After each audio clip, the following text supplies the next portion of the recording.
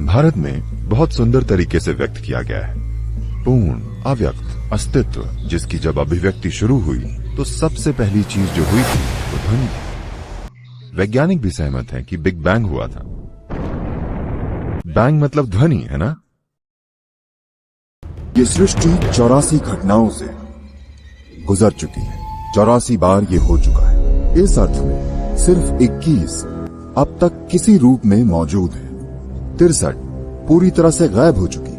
इससे फर्क नहीं पड़ता कि आप कैसे ढूंढें, पर आप उन्हें अपने सिस्टम में याददाश्त के चिन्हों के रूप में देख सकते। 84 एक महत्वपूर्ण संख्या है आज हमारे जीवन में, चाहे हम इसके बारे में जागरूक हों या ना हो। 84 क्यों महत्वपूर्ण है? इसलिए क्योंकि ये सृष्टि गुजर चुकी है 84 घटनाओं से। 84 बार ये हो चुका है। ये 84वीं घटना है। आज आधुनिक विज्ञान प्रमाणित करता है कि पूरी सृष्टि बस कंपन है। ये मेरा आविष्कार नहीं, ये वैज्ञानिक तथ्य है। जहां कंपन होता है वहां ध्वनि भी होगी। क्या ये ठीक है?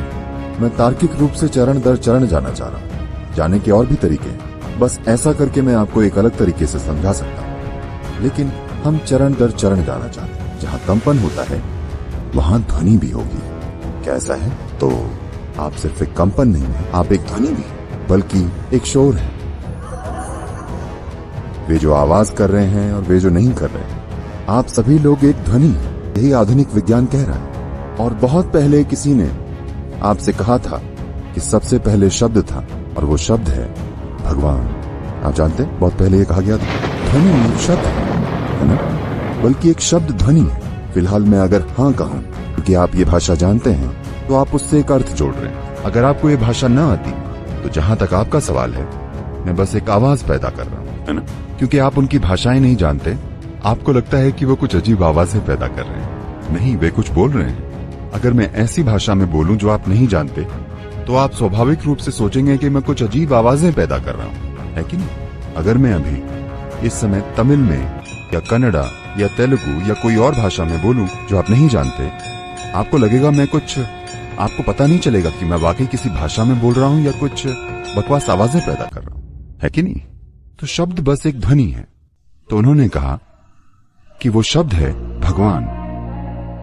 क्योंकि कोई भी इंसान जिसने अस्तित्व को पास से देखा है, वो देख सकता है कि जिसे आप सृष्टि कहते हैं और जिसे आप सृष्टा कहते हैं, इन्हें अलग नहीं किया जा सकता। अगर आप उन्हें अलग करें तो सृष्टि का अस्तित्व नहीं रहेगा, जब तक कि इसे सृष्टा का निरंतर सहारा नहीं मिलता। एक पल के लिए भी ये सृष्टि की प्रक्रिया नहीं चल सकती, क्योंकि सृष्टि बन नहीं चुकी है, ये निरंतर बन रही है। क्या आप निरंतर बन रहे हैं या बन चुके हैं? मैं उम्मीद करता हूं कि आप बन नहीं चुके हैं। You're an ongoing process. आप एक जारी प्रक्रिया है। सृष्टि की भागीदारी के बिना सृष्टि एक जारी प्रक्रिया कैसे होगी? वो निरंतर भागीदारी है, वो अलग नहीं हो सकता। तो इसी वजह से उन्होंने कहा सबसे पहले शब्द था, मतलब From total, unmanifest. पूर्ण अव्यक्त अस्तित्व जिसकी जब अभिव्यक्ति शुरू हुई तो सबसे पहली चीज जो हुई थी वो ध्वनि। वैज्ञानिक भी सहमत है कि बिग बैंग हुआ था। बैंग मतलब ध्वनि है ना।